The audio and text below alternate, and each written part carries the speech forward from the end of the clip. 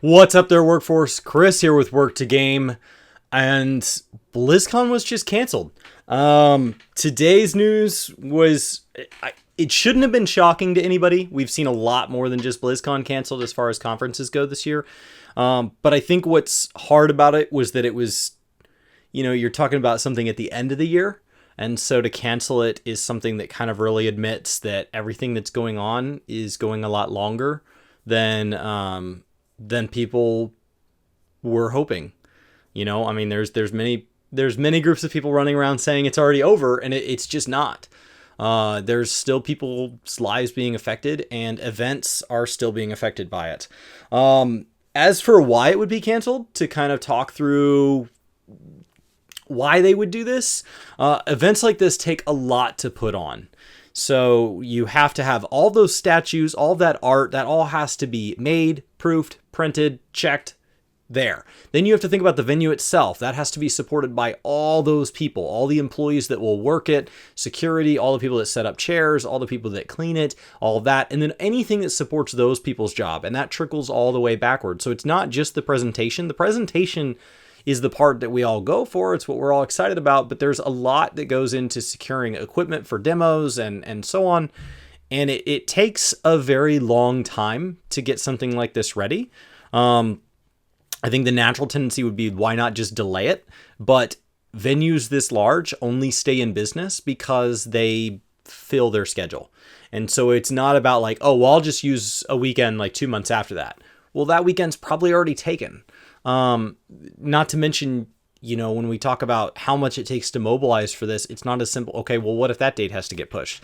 So it's a lot of money. It's a lot of effort. It takes months and months to plan one of these things. So as for why they would cancel it, I think there's a lot of justification there. Now, as for people who are watching this video and they're like, I don't care, I wasn't going to go to BlizzCon. Just be aware, this also likely means Fanfest is canceled, as those being the two big conferences that I like to go to in any given 2-year period. It's just a reminder that FanFest could be canceled as well, for a similar set of reasons. They have to coordinate theirs from abroad, basically, because there's a Japanese component and then they have their North American component, but they don't host it in their backyard. Blizzard hosts it basically in their own backyard, but it being in Vegas, there's not a branch of Square Enix in Vegas. Now, they talked about the venue moving this year, but San Diego still, I don't know. It's hard. It's disappointing to see. Now, they did say in the statement, it was a brief, like 3 or 4 paragraph statement, that they were bummed about this and they would love to do something digital as soon as possible. But as for setting expectations, they said because that's such a drastic change in the way they would present and getting all this stuff prepared. And if they had you got to think, if they had a live speaker, now they have to find a way to do that on a recording. And like, if they flub on stage, we kind of forgive them, but we don't forgive that in recorded. So they've got to go and make all their visuals much crisper, much cleaner, much tighter, find a way to handle Q&As, find a way to handle demos, all that. So the statement said that they would likely be setting an expectation for early next year, but that they were hoping to see you in places like Shadowlands in the meantime. So that tells me that they don't think this is impacting the release schedule, because that was my next thing, is like, okay, would you push back the release of Shadowlands to go with that? And it doesn't look like that's the case. It looks like that's still on pace for end of the year. So I don't know. I'm really bummed about it. I don't think this is something that should surprise people, but I do think it's something that should remind people of like how impactful this is going to be, even just on gaming, even just on something as lighthearted as gaming as an industry. This is going to be something long running, and it being canceled really bums me out. It's the only time of year I really get a chance to see some friends of mine, and it's something I was really looking forward to. It was something that kind of gave me like a light at the end of the tunnel as far as like some normalcy.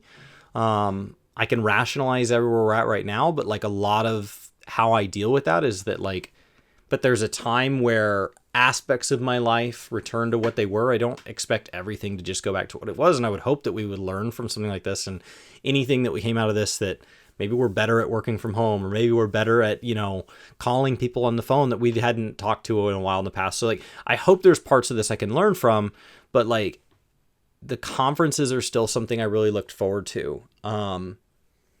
Like having something that's kind of just this light at the end of the tunnel that I can go chase, and I can say, okay, I'm doing all this, I'm dealing with all this, but once this is over, there's these things to look forward to. BlizzCon and Fanfest are those things, and I'm not saying Fanfest is canceled here. We haven't gotten that announcement, if there's going to be that announcement, but it tells me to like brace myself that's definitely a possibility. Because BlizzCon being canceled is a big deal. It's a big deal. They wouldn't cancel this for no reason. It's a huge part of the Blizzard community. I'm pretty disappointed. I'm still looking forward to Shadowlands. Everything I've seen on it so far looks promising. I like every WoW expansion in the first few weeks of it, so I know I'll get my $60, 60 hours out of it in the opening weeks, and then everything they're saying sounds good. As for it lasting longer than the opening weeks, we'll just have to see. I think BlizzCon was just a chance to start hearing more about other things outside of that. Let's talk about franchises like Diablo. Let's talk about, what's going on with the RTS genre. I know there's also a fair bit of news in the Hearthstone and Overwatch world that matters to people. Those aren't games I'm like hugely passionate and into, but I know they matter. It's one more chance for them to roll out something like new IP, which is something we always hope for from any developer that we have ever enjoyed their games. We hope for new IP. So I think I'm just disappointed, and I wanted to let you guys know in case you hadn't seen the news. It has been canceled. Brace yourself if you were planning on going to any other convention this year, anytime in the next 6 to 12 months, that it could easily be canceled, because it's not an issue of, like with events this big, oftentimes they're not delayable. Oftentimes it's pass fail. If they can't hold the event on the set aside day, then they have to cancel it altogether. In many cases, not always, but in many cases. And so that's just where we're at now. So I hope you guys are having a fantastic day. And I'll see you next time. Thank you so much for watching. Take care.